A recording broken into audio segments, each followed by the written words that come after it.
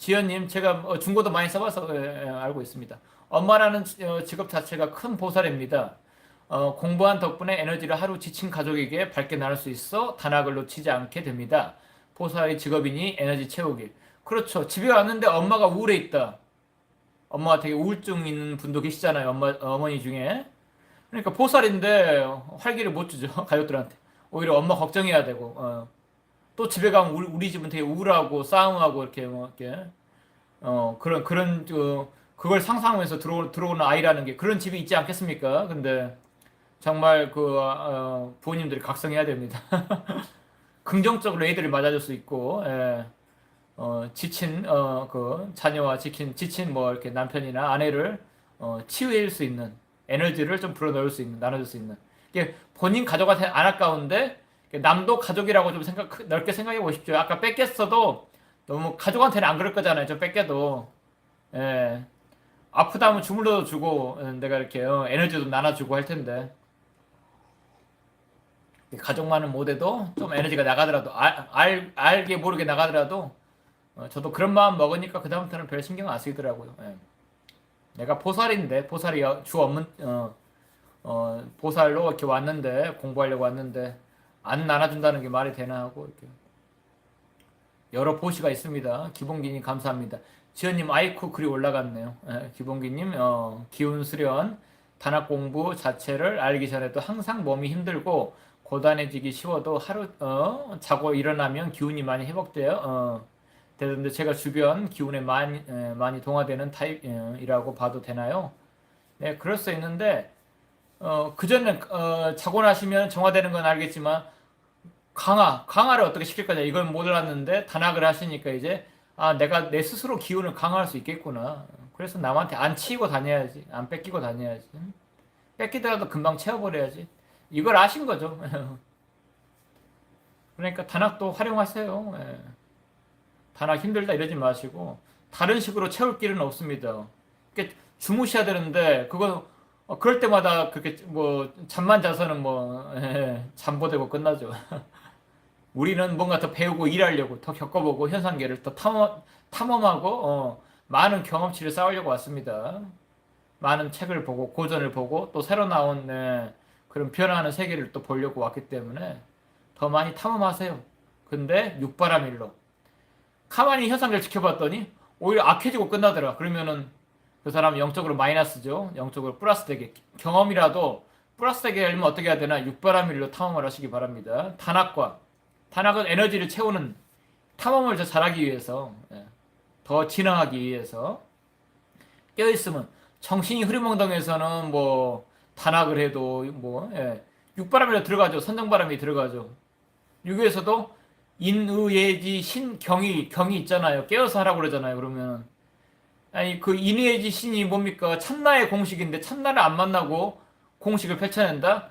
대부분 가식입니다. 잘못하면 위선이고 깨어있지 않는 마음으로 하는 사랑이라는 게 아니면 처음에는 여러분도 사랑이 발동하다가 위선이 들어가요. 이렇게 해주고 내가 그 받을 거 얼마 뭐 이렇게 계산하게 됩니다. 에고는 그래요. 에고는 되게 계산적이에요. 생각보다. 근데 한 번씩 기특한 마음이 발동할 때는 순간 나도 모르게 참나와 접속이 돼버린 거예요. 그래서 참나의 마음이 올라와 버린 건데 또 깨어있지 못한 마음으로 해나가다 보면은 에고가 발동합니다. 이렇게 해줬는데 왜 나한테 이렇게 굴어? 어떤 답례를 바라게 되고요. 보답을 바라게 되고 자꾸 이렇게 흔쾌히 해주는 그 마음이 자꾸 옅어집니다. 하다가도 욕심이 동해요. 대가를 바라게 되고 자꾸 이렇게. 네. 네, 기운스러운 의미를 아셨다니까 다행입니다. 행복마음님, 지연님 맞아요. 엄마가 큰 보살이에요. 큰 보살이죠. 엄마가 엄마의 밝은 기운이 활기찬 그런 마음 상태나 이런 게 얼마나 자녀분한테나 이렇게 주변 이웃들한테는 영향을 끼치는데요. 피곤하다가 또 벌떡 일어나서 도시락 싸서 다 사랑이잖아요. 사랑에 거기에 에너지도 필요하다. 늘 아니 아프신 어머니도 계시겠죠. 어떤 집안에는. 그런데 늘 누워 있고 깔아져 있고 이렇게 혼자 버거워하고 늘 우울감에 시달리고 이렇게 그런 엄마를 생각해 보시면은 나중에 가고 나서 자녀분들이 그런 엄마만 떠오른다면은 얼마나 안타까워요. 그 집안 자체가 늘 우울했을 거고 늘 애들이 엄마 눈치 봤을 거고 이렇게 아픈 걸 어떡하겠습니까? 하는 것도 있지만 노력해서 이겨낼 수 있는 부분은 분명히 이겨내서 더 큰 보살로 집안의 큰 보살로 나가셔서 집안을 올바른 방향으로 이끄시길 바랍니다.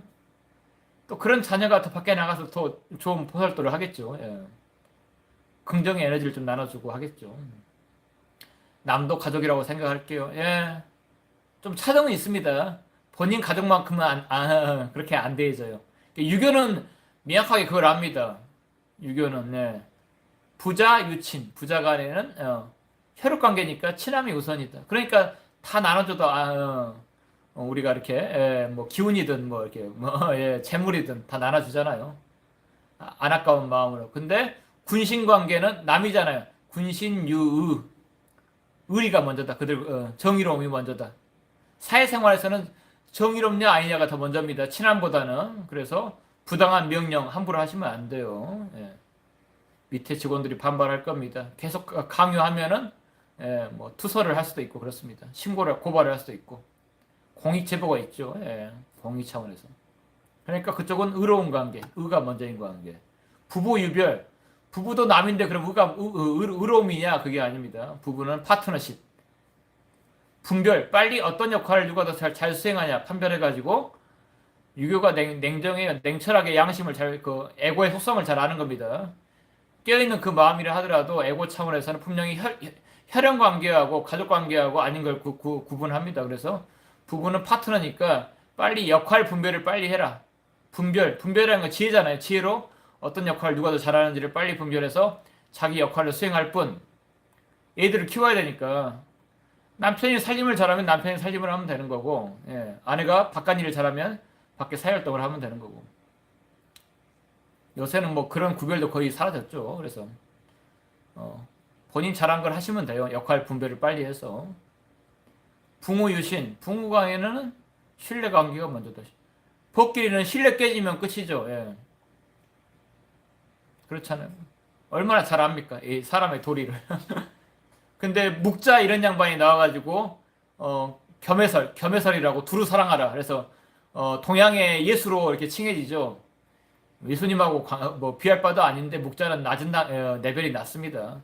이런 사람 간의 에고의 속성을 모르고 그냥 이렇게 다 차별이 있습니다. 차등이 있습니다. 사랑해도. 근데 그걸 모르고 그냥 아무나 이해해주자 이렇게 뭐 적도 이해해주고 다 그냥 두루 사랑하자. 그래서 막 그래서 그 완전히 배척이 됐죠. 그건 사람 그 도리에 안 맞다라고 해서 묵자의 가르침은 해보시면 압니다, 여러분들. 여러분 에고를 바라보세요.